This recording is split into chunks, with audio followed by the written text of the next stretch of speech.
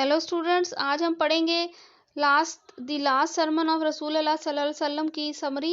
The last sermon of Hazrat Muhammad सल्लल्लाहु अलैहि वसल्लम was delivered in Uranah valley of mount Arfat.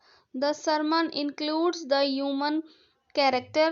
Hazrat Muhammad sallallahu alaihi wasallam declared that blood, property and honor of every Muslim are sacred like the month of Zulhijjah and the city of Makkah.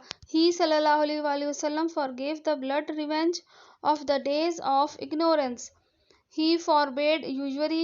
He sallallahu alaihi wasallam warned his followers to fear Allah concerning women rights.